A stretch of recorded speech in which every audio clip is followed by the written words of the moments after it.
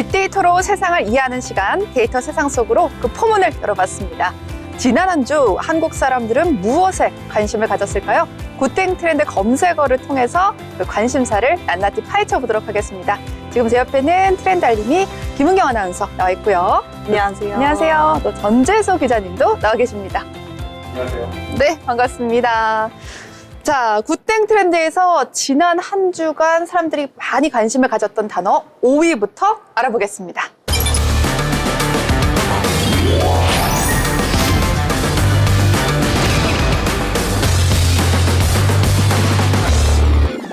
네, 5위는 전한길입니다. 이분 일타 강사로 상당히 유명한 한국사 강사죠?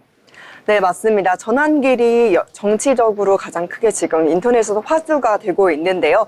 개인 채널에서 윤석열 대통령의 탄핵 반대의 영상을 올리면서 큰 후끈후끈하게 아주 인기가 많고 있습니다.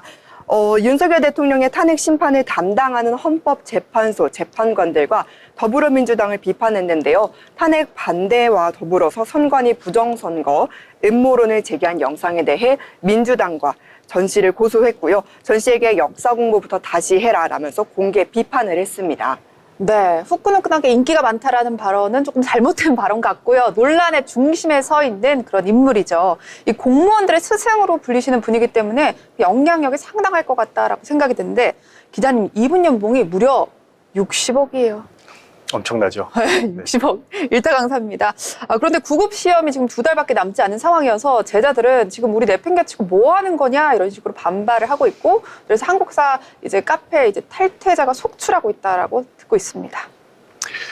네, 그런 제자들의 불만에 나라가 먼저다 이렇게 대답을 했다고 하는데요. 그는 윤 대통령 탄핵 심판 과정이 공평치 않다면서 비판을 쏟아냈습니다. 이번 달 2일에 부산역에서 열린 윤 대통령 탄핵 반대 집회에 참석해서 본인은 구구가 아니다, 노사모 출신이다, 네, 이렇게 밝혔는데요. 그러면서 의대 2,000명 증원과 김건희 여사 문제에 대해서는 또 다른 비판을 했다라는 게 그의 설명입니다. 네, 이것은 어디까지나 또 그의 설명이고, 현재는 사실상 구구의 스피커로 급부상한 그런 모양새를 보이고 있습니다. 계속해서 윤 대통령 구속 현황도 알아보도록 하겠습니다. 지난달 15일 검찰은 윤석열 대통령 내란 혐의로 체포를 했고요. 26일 구속 기소했습니다. 그런데 지난달, 이번 달 4일 윤 대통령이 법원에 구속 취소를 청구했습니다.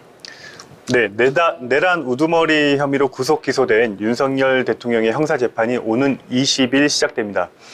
한때 굿땡 트렌드 화제의 인물로 지귀연이라는 이름도 올랐는데요. 서울중앙지법은 해당 사건을 쥐기연 부장판사에게 배당했습니다. 윤 대통령보다 먼저 기소된 김용현 전 국방부 장관과 같은 사건인데, 이 사건도 내란 전담 재판부를 포함해가지고 지기현 판사가 모두 맡고 있습니다. 이 전한길 강사가 유튜브에서 헌법재판소의 편향적 재판관 중 한 명이 뭐 있다라고 말했는데, 이분이 아닌가라고 생각이 들고요. 어디까지나 그분의 주장입니다. 전한길 씨의. 또 그리고 전한길 씨의 정치적 발언 위에 유튜브 구독자 수가 무려 2, 3주 사이에 100만을 넘겼다고 들었습니다. 네, 맞습니다. 해당 사건 전까지는 전 씨는 구독자 수 57만 명이었는데요. 이번에 윤 대통령의 탄핵 반대 시위 집회에 참석을 하면서 무려 3주 만에 60만이 증가해 120만 명을 급증을 했습니다. 와, 정말 엄청난 급증세인데요. 전한길 씨, 지난 26년 동안 강의에서 단 한 번도 논란이 되지 않았던 균형적인 시각을 갖고 있던 인물이다, 이렇게 평가를 지금까지는 받았거든요. 그런데 뭐라고 해야 될까요? 공적인 인물이라고 하기도 조금 애매하지만, 또 수험생들 사이에서는 또 워낙 유명한 강사기도 해서요. 본인의 발언에 대한 책임은 분명히 지고 가야 될 것 같다라는 생각이 듭니다. 자, 그럼 계속해서 4위 키워드 살펴보겠습니다.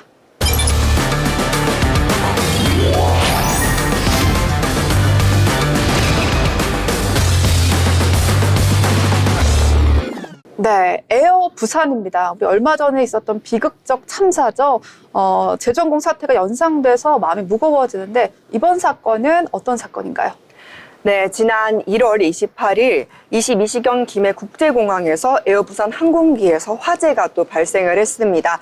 출발 20분 지연 중에 발생한 화재라 탑승객 전원이 생존했다고 합니다. 인명피해로 이어지지 않아서 정말 다행이다라는 생각이 드는데요. 듣기로는 항공기 꼬리에서 불이 시작됐다고 들었습니다. 네, 맞습니다. 활주로에서 대기하던 중에 화재가 발생해 이륙 중단하고 승객들을 비상 탈출을 했는데요. 이때 화재 발생 후 1시간 만에 기체에서 발생한 화재를 완진했습니다. 강풍으로 불길이 빠르게 번지긴 했지만 항공유 탱크에 도착하기 전에 진압에 성공했죠. 정말 다행입니다. 이 진압부터 지연까지 정말 하늘이 도왔다라는 생각이 드는데 그럼 이 화재의 원인 뭔가요? 네, 화재의 원인은 여전히 조사 중에 있고요. 우선 화재를 최초 목격한 에어부산 승무원 같은 경우에는 선반 위에서 보조 배터리가 발화하고 있는 것을 목격했다고 합니다. 그래서 좌석 위에 수화물에 보조 배터리나 전자담배는 올려놓는 것이 아닌 것 같다. 화재 원인이 추정이 된다라고 지금 보여지고 있는 상황입니다. 이 보조 배터리가 화재 원인이라는데 무게가 실리고 있는 상황인데요. 근데 국내외에서도 심심치 않게 보조 배터리 화재 사건이 발생하고 있다고요? 네, 화재 당시 승무원들의 안내나 대피 방송이 따로 없어 승객들 스스로 탈출했다는 주장이 제기되고 있습니다. 하지만 에어부산 측의 입장은 조금 다른데요. 에어부산 측은 매우 긴박한 상황이라 별도의 안내 방송을 할 시간적 여유가 없었다며 신속한 조치를 통해 전원 대피를 완료했다고 밝혔습니다. 또 탈출 당시 비상구 좌석에 앉아있던 승객이 승무원 지시에 따라 비상문 개방을 도왔다고도 설명했습니다. 정말 끔찍한 순간이었을 것 같다라는 생각이 드는데 이 비행기 사고가 잇따라 발생하는 만큼 항공사들은 비상 상황 매뉴얼을 재정비해야 될 것 같고요. 또 승무원들의 대응 훈련을 강화할 필요가 있을 것 같습니다. 다음 키워드 살펴보도록 하겠습니다. 3위는 이 키워드입니다.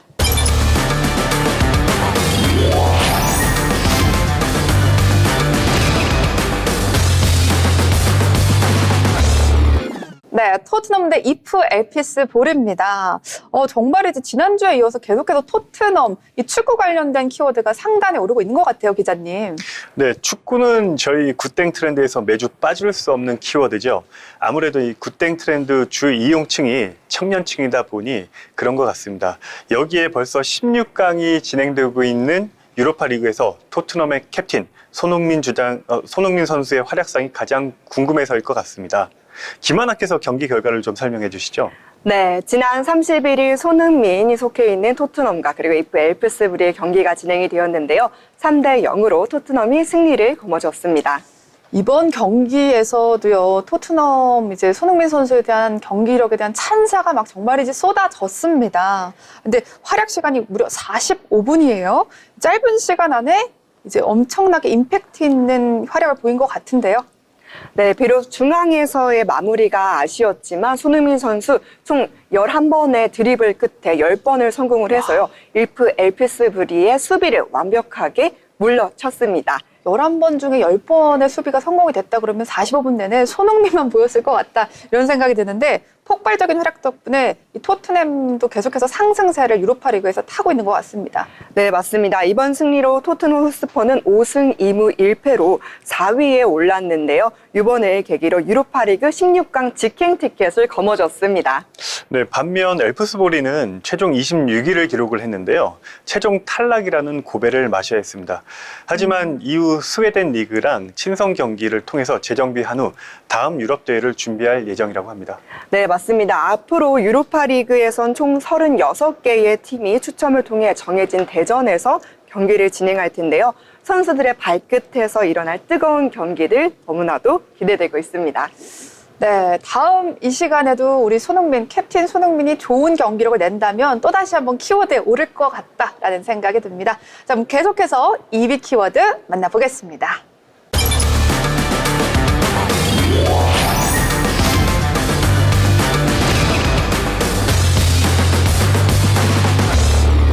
네, 2위는 딥시크입니다. 지난주 국내 증시뿐 아니라 전 세계 증시를 뒤흔든 사건이 있었죠. 딥시크입니다. 2023년에 설립된 중국의 인공지능 스타트업인데요. 저비용으로 고성능의 AI 모델을 개발해서 전 세계적인 주목을 받게 됐죠. 지금까지는요, 사실 인공지능 하면은 챗 땡땡땡 우리 다 아는 그거 있잖아요. 그게 먼저 떠올랐는데 두 분은 혹시 챗 땡땡땡 쓰고 계신가요? 네, 저는 월요일 날 처음 앱을 한번 설치를 해봤는데요. 오. 근데 아직 제대로 사용해 보지는 않았습니다. 하지만 지금 가장 핫한 이슈는 맞는 것 같습니다. 제 지인 중에 네. 자녀에게 네. 이 딥시크랑 챗 GPT 등 인공지능 AI 한 4개에서 5개 정도를 스마트폰에다가 꼭 깔고 네. 매일 시간 나는 대로 틈틈이 한번 그 대화도 해보고 오. 활용을 해봐라. 이렇게 얘기를 했다 그러더라고요. 우와, 괜찮네요. 네. 그러니까 아마 이제 우리 일상생활 속에 네. 깊숙이, 점점 더 깊숙이 들어오지 않을까 이렇게 예상이 됩니다. 우리 김은경 아나운서는 어때요? 좀 써봤어요? 네, 저 같은 경우에는 이제 챗땡땡 같은 경우는 평소에 사전 조사할 때도 되게 많이 쓰고요. 제가 그냥 뭐 내 땡땡이랑 이렇게 자료 조사하기 너무 방대한 것들이 많을 때 그때 쓰기 너무 좋더라고요. 그래서 저는 자주 사용하고 있습니다. 사실 저는 챗땡땡땡이 나왔을 때 처음부터 유료 회원으로 쓰고 있는데 처음에 지금 우리나라 돈으로 환산하면 한 35,000원 정도 돼요, 개인용. 근데 정말 슈퍼 업그레이드 버전이 최근에 나왔는데 여러분 이게 한 달에 한 15만 원 정도 합니다. 그래서 제가 그것까지는 결제를 못하고 지금 한 35,000원짜리 프리미엄 베이직을 쓰고 있는데 정말 이제 비교가 되는 그런 새로운 앱이 개발됐기 때문에 저도 한번 기대를 해보면서 딥시크도 한번 써볼까라고 생각을 하고 있는데 자 여기서 화두가 이겁니다. 성능의 차이도 있겠지만 개발비가 엄청나게 차이가 있었다면서요? 네, 맞습니다. 미국 기업들은 AI를 개발하는데 매년 수십조 원을 쓰고 있다고 하는데요. 무료 딥시크는 55만 달러, 하나로 따지면 80억 원 정도밖에 안 들었다고 합니다. 딥시크 측은 문제 해결에 필요한 AI만 활성화하는 등 효율성을 극대화하는 방식들을 택해 비용을 줄였다고 하는데요. 그야말로 가성비 넘치는 AI라고 말씀드리고 싶습니다. 맞습니다. 이 딥시크의 주장이 사실이라면 구체적으로 사실은 연구비를 어디에 얼마를 썼는지 밝힌 적은 사실은 없습니다. 그러나 보도 자료에 의하면 오픈 AI, 챗 GPT 개발 4 추정 비용의 18분의 1 수준밖에 되지 않거든요. 다만 이는 사전 연구와 실험을 제외한 비용이라고 변수는 어느 정도 고려해야 된다고 이제 딥시크 측에서 말을 하긴 했습니다. 다들 아시는 것처럼 이번에 그 엔비디아 주가가 딥시크 관련된 내용이 나온 이후에 하루 만에 17%나 급락했습니다. 맞아요. 이는 그 AI 개발의 필수인 엔비디아의 고성능 GPU 없이 AI 모델 개발이 사실상 가능해졌다. 이런 이유 때문인 걸로 보이는데요. 미국 주식시장 역사상 가장 큰 폭락이다. 이런 뉴스가 나오고 있고 하지만 어느 나라든 AI 운영에 있어서 이 GPU가 여전히 필요하기 때문에 뭐 당분간 엔비디아의 위치나 그 장기적으로 큰 타격은 엔비디아가 입지 않을 것이다. 이런 해석이 나오고 있습니다. 이번에 정말 이제 폭풍 오열한 개미들이 많을 것 같은데 사실 저도 그 중에 한 명입니다. 그래서 정말 뜬 눈으로 밤을 지새는 그런 사건이 있었는데 엔비디아의 고대역 메모리를 공급하는 SK 하이닉스를 비롯해서 삼성전자 그리고 한미반도체 등 반도체들도 일제히 큰 폭락을 겪었죠. 네, 어떻게 보면 이제 반대적인 효과인데요. 딥시크의 등장으로 AI 개발 비용 절감이 가능해진 만큼 이 국내 AI 기업들에게 기회가 될 수 있다는 기대감이 커지고 있습니다. 해서 네이버와 카카오 등의 IT 관련주들이 강세를 보였습니다. 국내 AI 업계는 딥시크로 AI 성장에 또 다른 추진력을 얻은 것 아닌가라는 이런 생각도 들고요. 이번 딥시크 사태가 새로운 자극제가 될 수 있을 것 같다라는 생각이 듭니다. 이번 딥시크의 등장이 한국 AI 업계의 발전 방향을 제시하기를 기대해 보도록 하겠습니다. 그럼 계속해서 1위 키워드 살펴보겠습니다. 이겁니다.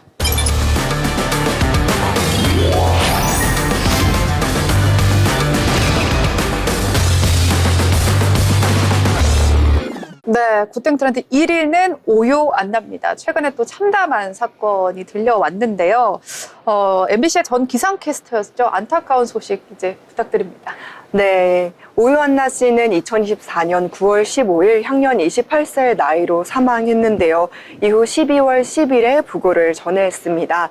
유족들은 직장 내 괴롭힘이라고 사실을 언급하면서 고인이 자살했음을 밝혔습니다. 네, 지난달 27일 오유한나 씨의 유서가 발견됐습니다. 17장의 유서에는 직장 내 괴롭힘에 대한 피해 호소가 담겨 있었다고 하는데요. 고인이 몸을 담았던 직장인 MBC 측의 사측의 입장도 궁금합니다.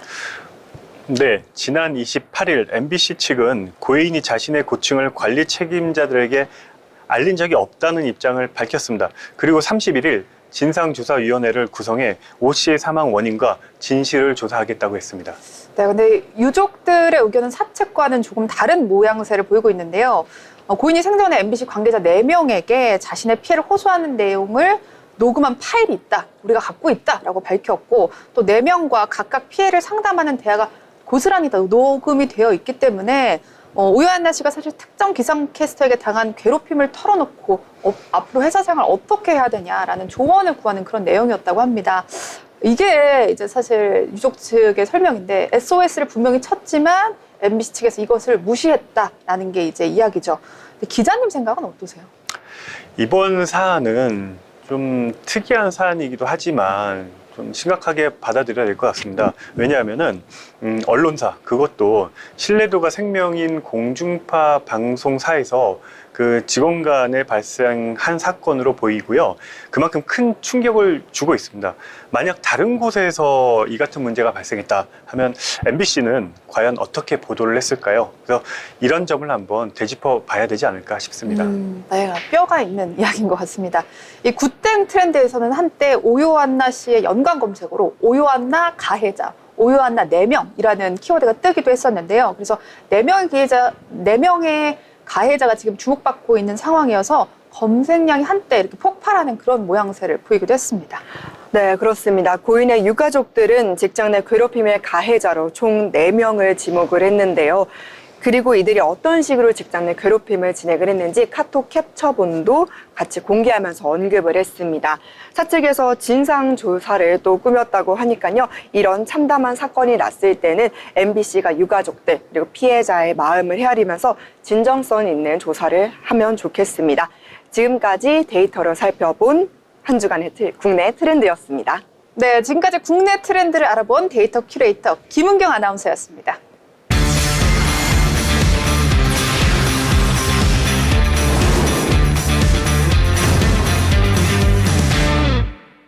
네, 계속해서 데이터 세상 속으로 해외 이슈를 알아보는 시간입니다. 지난 한 주 미국에서 사람들은 어떤 키워드에 관심을 가졌을까요? 지금 제 옆에는 데이터 큐레이터 박의진 아나운서 나와 있고요. 안녕하세요. 네. 자, 그러면 글로벌 시장에서 사람들이 가장 많이 관심을 가졌던 단어 5위부터 살펴보겠습니다.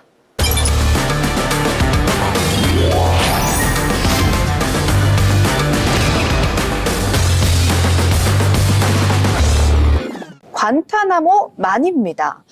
이 관타나모만은요, 미국에서 운영하고 있는 쿠바 관타나모만 해군 기지 안에 있는 수용소인데요. 이게 트럼프의 이민 정책하고 깊은 연결성이 있다고요? 네, 트럼프 대통령은 강력한 반이민 정책을 펼치고 있는데요. 지난주 트럼프 대통령은 불법 체류 외국인을 쿠바 관타나모 수용소에 구금하겠다는 계획을 발표하면서 미국 내에서 논란이 되고 있습니다. 이 관타나모만이 영화에 여러 번 나오기도 했었고 워낙 인권이 없는 수용소다, 교도소다 이런 걸로 유명합니다. 보통 테러와의 전쟁에서 체포된 사람들을 수용하고 있는데 그들에게 적법한 절차를 거치지 않고 고문을 일삼기로 유명하다고 했습니다. 그런데 이런 곳에 이민자를 수감한다? 이게 말이 되나요, 기자님? 네, 관타나모 수용소가 세계에 알려지기 시작한 영화가 한 편 있죠. 어퓨 굿맨. 봤어요. 예, 톰 크루즈랑 네. 잭 니콜슨이 나온 걸로 기억을 하는데요. 당시에 미국에서 관리하는 테러리스트나 네. 이런 사람들을 어떤 정식적인 재판 절차 없이 바로 수용소로, 그것도 이제 첩보작전을 방불케 하는 방식으로 하기 때문에 그들이 그 수용소에 있는지조차도 잘 알려지지 않았다. 맞아요. 그래서 상당히 충격적이었는데요. 데이터를 한번 살펴보면은 미국으로 밀입국하는 이민자 수가 증가하고 있는데 2020년 이후 4년간 900만 명을 넘어섰고요. 이전 10년간 유입된 이민자 수와 거의 맞먹는 수준이라고 합니다. 그리고 트럼프 대통령은 이에 이제 강경한 이민 정책을 예고하면서 관타나모 수용소를 활용하는 방안을 제시를 했는데 최대 3만 명을 수용할 수 있는 시설을 준비하라는 행정명령 서명을 앞두고 있다고 합니다. 네, 미국 내에서도 정말 가벨논박이 이어지고 있는데요.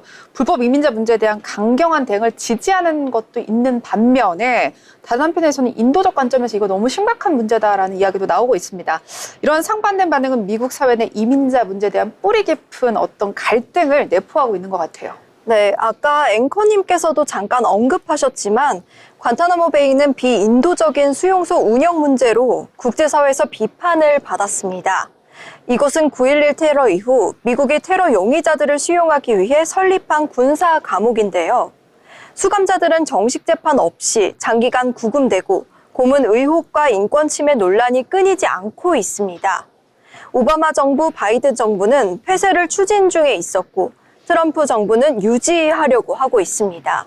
이 도널드 트럼프 대통령이 불법 이민자 단속에 박차를 가하면서요. 트럼프 대통령은 취임 다음 날부터 교회, 학교, 병원 등의 민간 구역에서 불법 이민자를 단속하는 활동을 금하는 지침을 폐기하고 곧바로 이민 관세 단속국이죠. ICE의 전국적인 불법 이민자 단속을 지시했습니다. 그래서 ICE에서 이제 SNS를 통해서 발표한 그 숫자가요. 이민자 체포 집행 상황에 따르면 지금까지요. 매일 하루에 1,000명씩 잡아들이고 있다고 합니다. 이걸 벌써 SNS에 공표를 해버렸어요. 그래서 정말 어마어마한 이제 반이민자 정책이 펼쳐질 것이다라고 우리가 예상할 수 있을 것 같은데요. 계속해서 4위 키워드도 한번 살펴보도록 하겠습니다.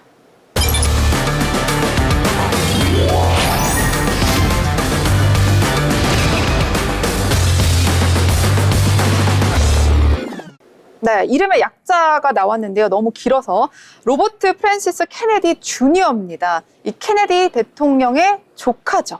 전 네. 대통령의. 네, 맞습니다. 케네디 주니어는 2024년 미국 대선에 무소속으로 출마를 했었습니다. 그러다가 8월 돌연 대선 후보직을 사퇴를 하고 트럼프 전 대통령에 대한 지지 선언을 했습니다. 이 케네디 가문은 전통적으로 민주당으로 유명한 가문이잖아요. 근데 트럼프 전 대통령이 케네디 주니어를 보건복지부 장관으로 지명하자 우려 섞인 비판이 현재 나오고 있는 상황이죠. 네, 이런 정치적인 행보에 대한 논란뿐만 아니라 트럼프 대통령이 케네디 주니어를 보건복지부 장관으로 지명하고 그 이후에 우려 섞인 비판이 일어나고 있는데요. 네, 맞습니다. 케네디 주니어는 유명한 백신 회의론자잖아요. 이제 근데 보건복지부 장관을 지명하고 그 백신에 대한 회의적인 입장과 음모론 주장이 이제 공중보건 정책에 부정적인 영향을 미칠 수도 있다. 이런 우려가 사실은 있었습니다. 네, 그 이유가 케네디 주니어는 이제 코로나19 백신이 자폐증을 유발한다는 어떻게 좀 입증되지 않은 주장을 펼치는 등 좀 부정확한 정보를 퍼뜨리면서 이 보건 전문가들로부터 비판을 받았기 때문입니다. 그런데 이번에 구글 트렌드에 이제 뜨게 된 이유 중에 하나가 청문회에서 갑자기 난 백신을 이제 지지할 거다라는 이제 돌발 발언을 했기 때문에 이제 구글 트렌드 상위권에 오르게 됐는데요. 네, 지난 인사청문회에선 백신 회의론이 뜨거운 화두가 됐습니다. 특히 야당인 민주당 의원들은 케네디 주니어의 과거 반백신 행보를 집중적으로 질타했습니다. 이제 해명에 나선 케네디 주니어는 입장을 바꿨고요. 네, 입장을 바꿨습니다. 이제 백신이 건강관리에 중요한 역할을 한다 이런 이야기를 하기 시작했고요.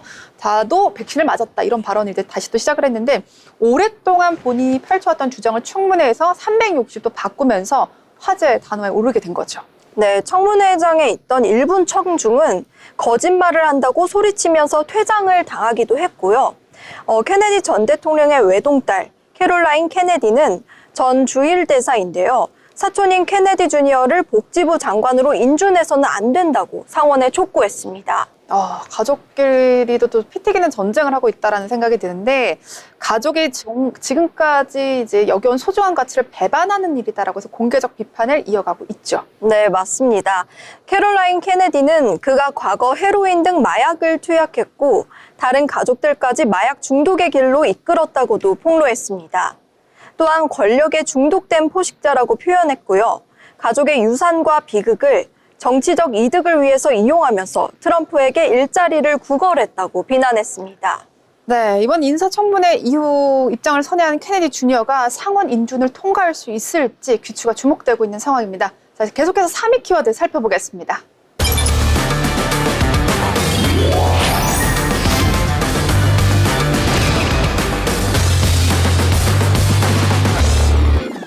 네, 뱀의 해인데요. 우리나라에서는 그렇다 쳐도 미국에서는 뭐 음력으로 설을 세지도 않는데 갑자기 2월에 뜬금없이 뱀의 해라는 단어가 왜 뜬 거예요?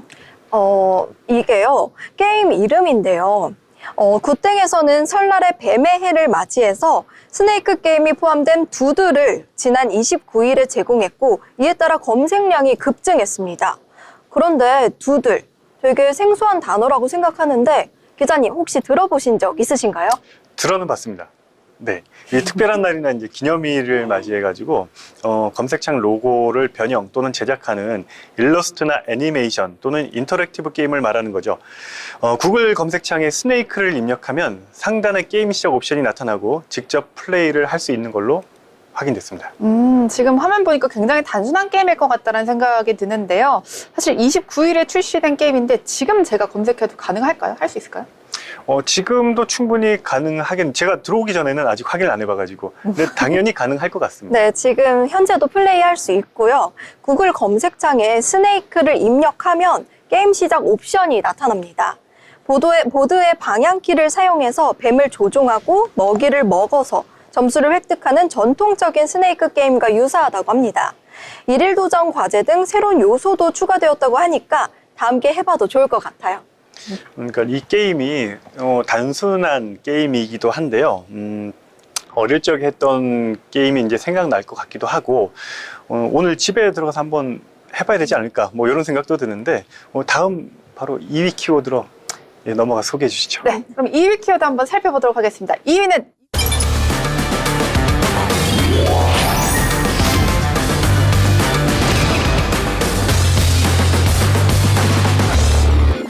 네, 딥시크입니다. 국내에서도 살펴봤던 단어인데 정말 이제 전 세계를 뒤흔든 뜨거운 감자라고 해도 무방할 것 같습니다. 네, 맞습니다. 앞에 언급한 내용과 같이 딥시크는 중국의 AI 스타트업으로 인공지능 모델을 개발하는 기업입니다. 최근 자체 언어 모델을 공개하면서 세계적인 주목을 받고 있습니다. 이제 자체 언어 모델을 우리가 LLM이라고 하는데 이제 자체 언어 모델 개발이 이 시장에 어떤 변화를 가져올까요?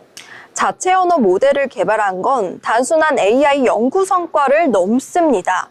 국제적인 AI 경쟁과 기술 패권 싸움에서 중요한 의미를 가지게 됩니다. 미국의 AI 반도체 및 기술 수출 규제로 인해서 중국의 AI 산업이 제한받고 있는 상황인데요. 딥시크의 성공은 중국의 AI 자립 가능성을 높이는 계기가 될 수 있습니다. AI 시장에서는 상대적으로 미국에 비해서는 중국이 뒤처져 있다는 평가를 지금까지는 피할 수 없었거든요. 그런데 GPT-4와 경쟁할 수 있는 정도의 수준의 성능을 보인다면 정말이지 AI 패권 전쟁이 재편될 가능성이 있습니다. 마치 과거 소련과 미국 중에서 누가 먼저 달에 이제 로켓을 보내냐 했던 그 시절의 그 느낌 그대로예요, 사실은. 네, 미중 간의 경쟁이 앞으로 더욱 격화될 것 같습니다. 현재 AI 시장은 미국 기업 중심으로 돌아가고 있는데요. 딥시크가 오픈소스로 제공한다면 이건 중국뿐만 아니라 아시아 지역에서 AI 산업 생태계가 더욱 빠르게 성장할 것으로 예상됩니다. 그런데 또 하나의 문제가 있긴 합니다. AI 딥시크의 모델이 개인정보와 보안 문제가 심각한 화두로 떠오르고 있다고요? 네, 그렇습니다. 우선적으로 실제로 미국, 대만, 유럽 일부 국가들은 딥시크의 AI 모델을 보안 위협으로 간주하고 사용 금지 조치를 내리고 있고요. 서방 국가들은 딥시크가 중국 정보의 감시 시스템과 연계될 가능성이 있다고 판단하고 있습니다. 약간 우리가 우려했던 대로의 그림을 보이고 있기는 합니다만, 자, 중국의 딥시크 등장으로 세계적으로 많은 변화가 일어날 것 같다라는 생각이 듭니다. 향후 글로벌 AI 시장이 더욱더 기대되는 추세인데요. 자, 계속해서 1위 키워드 살펴보도록 하겠습니다.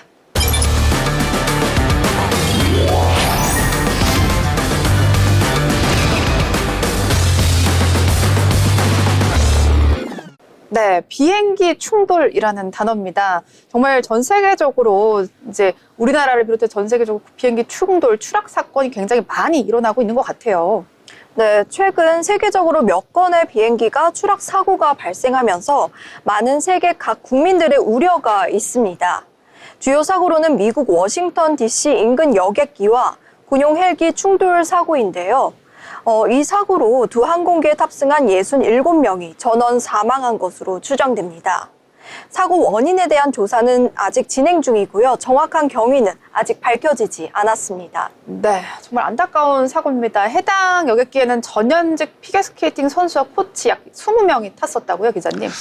네, 이들 중에는 여자 피겨 유망주로 주목받은 한국계 진아한 선수, 그리고 한국에서 미국으로 입양된 10대 남자 피겨 선수인 스펜서 레인이 함께 탑승했던 것으로 파악되고 있습니다. 이 사고는 지난 2001년 11월 12일 뉴욕 존 F 케네디 국제공항에서 출발한 아메리칸 항공 여객기가 이륙 직후 인근 주택가로 추락해 자그마치 260명이 전원 사망한 미국에서 역대급 인명피해 규모가 가장 큰 사고 중에 하나였는데요. 이번 사고도 그에 비할 정도로 큰 사고였다고 합니다. 그럼 거의 20년 뒤에 또 굉장히 큰 사고가 나타났다라고 볼 수 있을 것 같은데 우리나라에서도 얼마 전 끔찍한 참사가 일어났습니다만 미국에서 이 외에도 올해 또 몇 건의 추락 사고가 있었다면서요? 네, 필라델피아 경비행기가 추락해서 폭발하는 사고가 지난달 31일에 있었습니다. 이 항공기에는 6명이 탑승하고 있었고요. 사고 원인에 대한 조사가 진행 중입니다. 또한 같은 날 의료 전세기로 운항했던 메디제 56편이 추락하는 사고가 났고 전원 6명이 사망했습니다. 네, 그렇습니다. 연이은 비행기 추락 사고로 시민들의 불안이 심화되고 있는 요즘인데요. 항공안전대책에 대한 경각심을 또 높이고요. 사고 원인에 대한 철저한 진상규명 조사가 필요할 것 같습니다. 네, 맞습니다. 항공안전대책은 단순히 한 가지 방안으로 해결할 수가 없어서 기술, 정책, 운영 등 종합적으로 적용해서 사고 예방 시스템을 더욱 강화해야 할 것으로 보입니다. 네, 2025년이죠. 뱀해가 시작된 지 한 2달여밖에 안 된 것 같은데 그 사이 국내외 곳곳에서 안타까운 소식들이 빈번하게 발생하고 있습니다. 여러분, 을사년은요, 새로운 시작, 또 지혜와 변혁, 성장, 발전을 의미하는 해인데요. 부디 이름대로 다음 주 굿땡 트렌드에서는 조금 더 긍정적이고 좋은 키워드들이 이제 함께 했으면 좋겠다라는 생각이 듭니다. 네, 지금까지 빅데이터를 알아보는 해외 트렌드 시간이었습니다.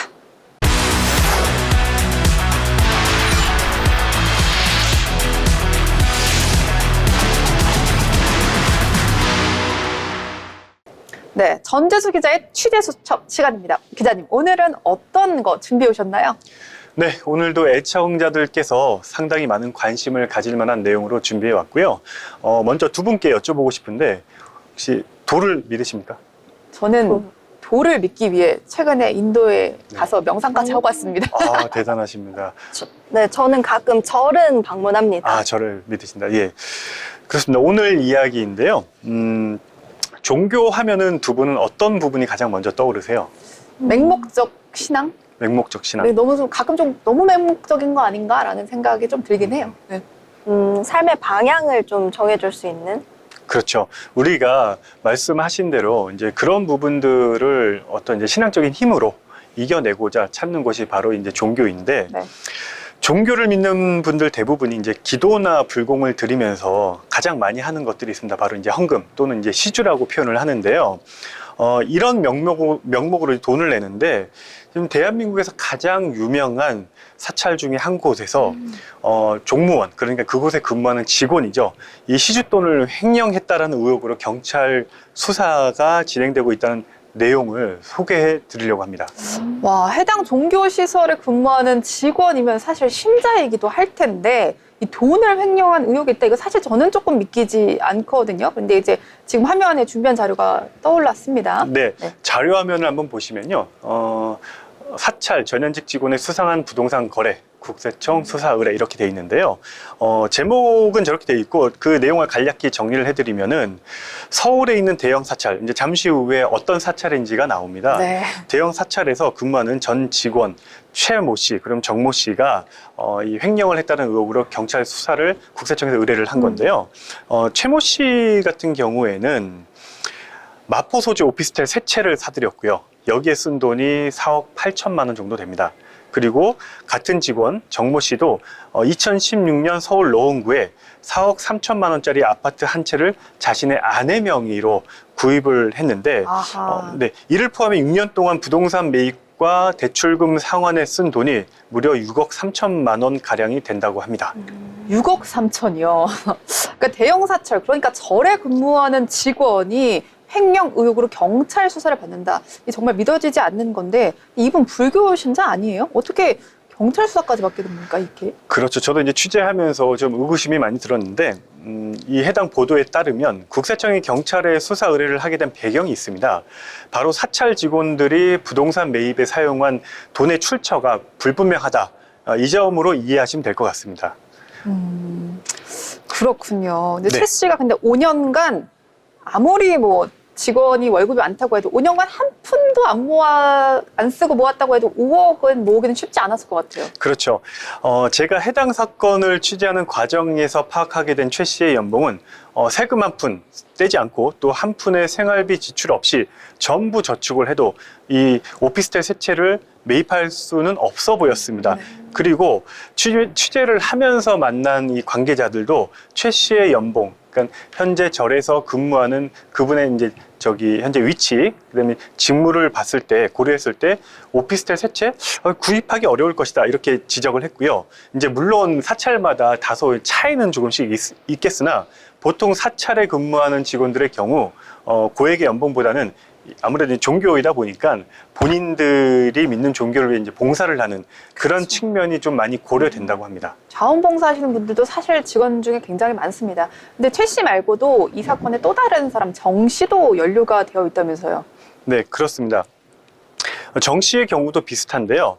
서울 노원구 소재의 아파트 한 채를 자신의 아내 명의로 이전을 하면서 구입을 했는데 여기에 들어간 비용이 4억 3천만 원이라는 비용이 지출이 됐고, 특히 정 씨의 경우는 이제 부동산 매입 외에도 본인의 대출금 상환에 돈을 썼는데 이 금액이 자그마치 6억 3천만 원 가량이라고 추정이 되고 있습니다. 그런데 이 자금이 국세청에서 파악한 자금이고요. 이에 정 씨도 이것저것 자신의 연봉을 제외하고 약 2억 7천만 원 정도는 도대체 이 자금이 어디서 나왔을까라고 의구심이 드는 거죠. 이 때문에 국세청에서 경찰에 수사 의뢰를 하게 된 겁니다. 그럼 정 씨도 마찬가지로요. 부동산 구입과 대출금 상환에 사용한 6억 3천만 원에 대해서 자료를 이제 소명하지 못한 상황이군요. 그렇습니다. 정 씨 그리고 최 씨 이 두 사람이 모두 합쳐가지고 현재 국세청에서 파악한 규모는 약 4억 8천만 원, 그러니까 한 5억 원 가까이를 이 사람들이 자금을 뭐 연봉이나 이런 걸 다 합쳐도 이런 매입 자금을 소명할 수가 없기 때문에 수사 의뢰를 하게 된 거죠. 네, 다른 의미로 그저 허탈한 웃음만 나오는 상황입니다. 이 돈의 출처를 소명하지 못한 이게 결국 횡령 의혹이 불거진 거군요. 그렇습니다. 그리고 취재 과정에서 추가로 파악된 의혹이 몇 가지가 사실 더 있습니다. 최 씨의 경우 여러 차례 해외를 드나들었다는 어떤 그런 탐문 내용이 있었는데요. 당시 해외에서 수천만 원을 송금을 했다 이런 의혹도 갖고 있더라고요. 굉장히 그러면은 계획적으로 해외에서까지 송금을 할 정도면 오랜 시간 장기간 계획적으로 한 것 같아요. 그렇습니다. 일단 그러한 의혹일 때 우리가 이런 측면에서 보면은 우리가 송금할 때 보통 현금으로 하죠. 네. 그럼 이 현금이 어디서 났을까요? 이 부분도 들여다봐야 된다는 겁니다. 아무래도 종교 이제 사찰이나 이런 곳에는 현금으로 시주하는 경우가 굉장히 많죠. 네, 그렇습니다. 최 씨가 해외에서 송금을 했다는 의혹 부분을 살펴볼 때, 만약 이 자금에 대한 출처가 확인이 되지 않는다. 그렇다면은, 뭐, 시주돈을 횡령했다고 충분히 의심할 여지가 있는 거죠. 이 사건에 대한 종교계의 반응은 어떻습니까? 네. 이제 유명 사찰이 어딘지가 공개가 되는데요. 네.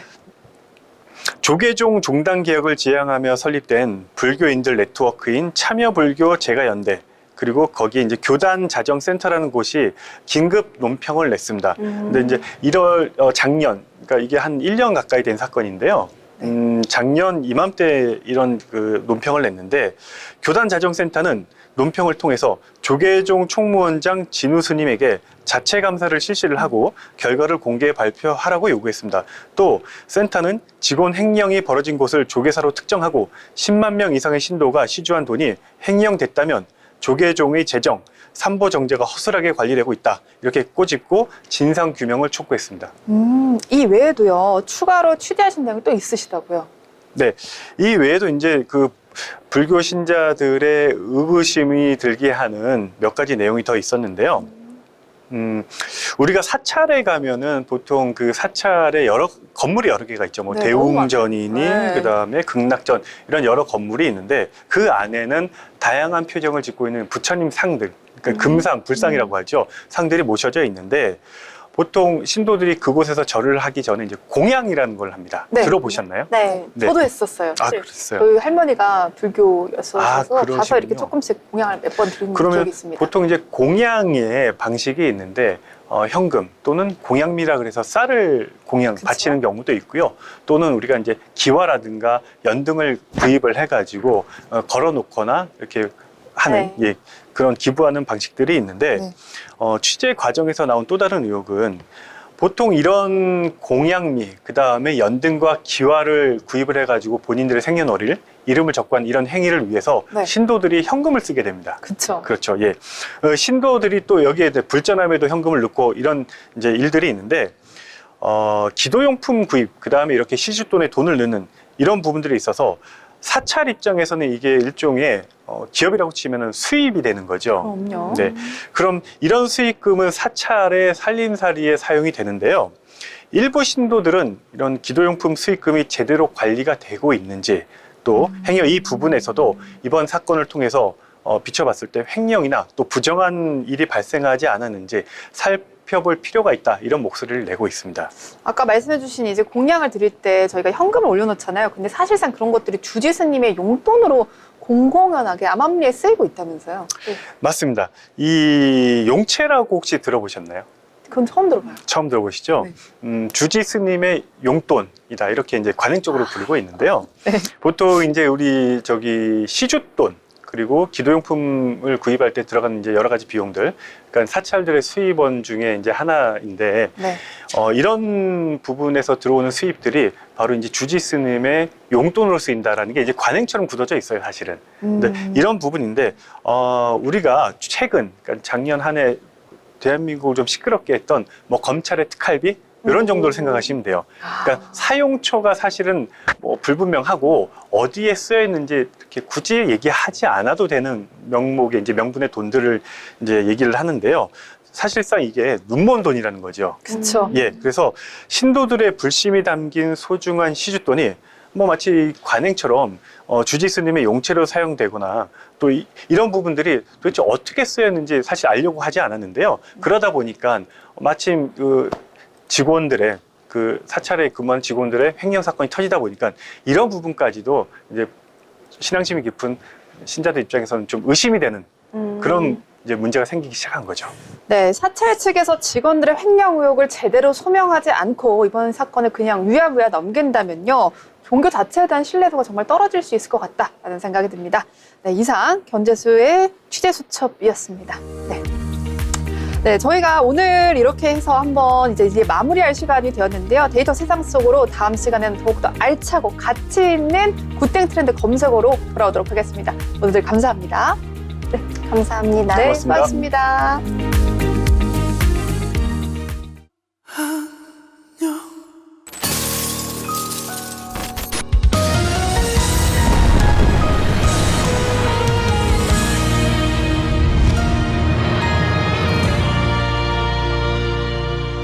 두려워 네가 없는 이 공간과 끝이 없는 새벽이 이렇게 끝난 거니 너에게는 참 쉬운가 봐 온통 너로 가득 찼던 나의 세상이 무너진다 이제 너를 놓아야만 해 너를 보내줘야 해 참았던 눈물이 흘러넘친다 Love is so far